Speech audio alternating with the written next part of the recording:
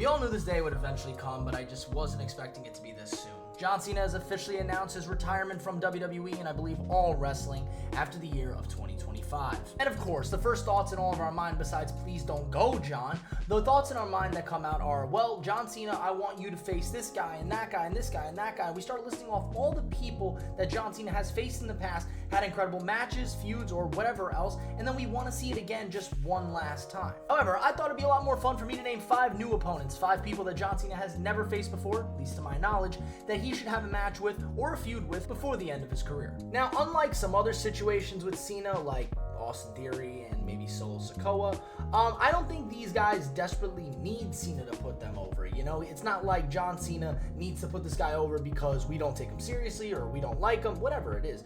I don't think that's the reason for pretty much all of these guys, including our honorable mention. But overall, Cena putting this person over or wrestling with this person, getting in a feud with this person, most of it would just be to put the icing on the cake of this guy, you know, to say, hey, this guy faced John Cena and, you know, he won or he put up a really good fight. So anyways, here are 5 superstars. I want to start with an honorable mention of somebody who could quite literally be my favorite current WWE superstar.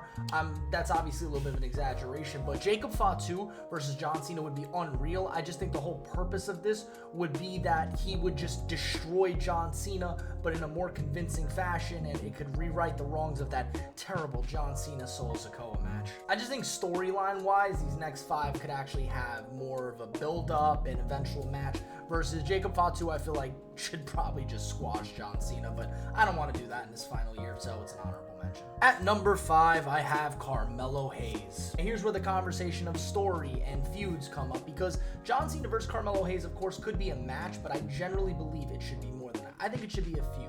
And that's because Carmelo Hayes, ever since coming to the main roster, has been cocky. He's very much like Austin Theory. He thinks he's the best, obviously insanely good in the ring. But Melo is portraying the heel right now, and John Cena should be the perfect guy to knock some humbleness back into him. Now, Melo has also been a good babyface before, and honestly, I think John Cena beating him could be that turning point for Melo to go from this cocky, arrogant heel back into the babyface by after losing to John Cena. Yes, I would have him lose to John Cena.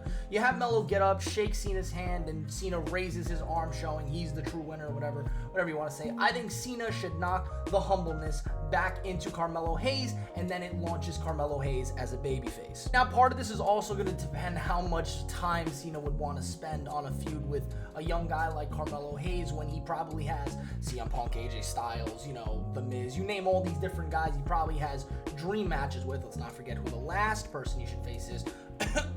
Randy Orton.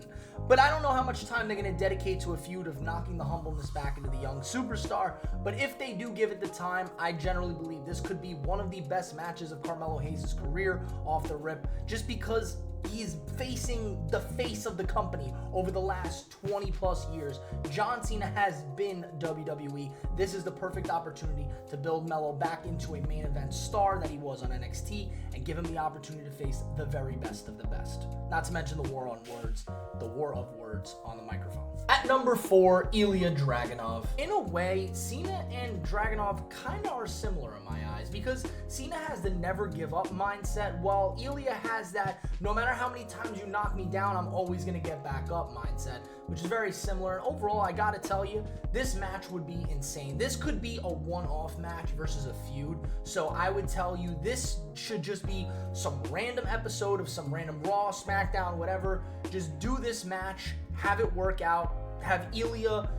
I think Ilia should lose to John Cena as well. Have Ilia lose to John Cena, but get up and Cena praise him for how incredible he is. At number 3, the Ring General Gunther. Now, this is one where I actually would have the result be different. I would have Gunther beat John Cena, maybe have Gunther put the World Heavyweight title on the line when he eventually gets the World Heavyweight title against John Cena, but at the same time, I want John Cena to win that world title. Never mind, we're getting sidetracked here. I think Gunther should take on John Cena. That's another thing that I don't think needs to be a feud. It could just be a match, and it would be great. I worry about Cena taking some of those chops, because you know Gunther's not going to hold back. If this is Cena's retirement tour, he doesn't want Gunther to hold back. So I think Gunther will probably dominate the whole match. John Cena will get his, few minutes, his 5 moves of doom, and then Gunther will eventually get the win. Cena will put him over, and it'll be great. At number 2, Bron Breakker. Despite the burying accusations, John Cena has put over a lot of talent in recent years. I mean, you go back to when he was a full-time competitor with Kevin Owens and Sami Zayn. More recent years, you have Austin Theory, even Solo Sikoa. He's put these guys over. But I don't think we've seen somebody as seasoned as Bron Breakker, and he really doesn't need Cena to put him over, but it would be something like the Cody Rhodes situation where Cena came out and talked about how Cody reinvented himself and recreated himself, and here he is, and he's going to be world champion, basically. That's something that John Cena could do in the Bron Breakker situation. To be honest with you, I would kind of have Cena get Brock Lesnar by Bron Breakker, have Bron Breakker pretty much dominate 95% of the match, Cena kind of get his few minutes of success in there, and then Bron Breakker just wins. You know, the more I think about it, the more I don't want that to happen, because I would want Bron Breakker to get humbled a bit. Not lose, but get humbled a bit. So maybe make it like Bron Breakker does dominate most of the match, but Cena catches him off guard multiple times because Cena's the vet and Bron Breakker's still the rookie. And at number 1, Logan Paul. I can feel the boiling hatred of me when I said this as number 1.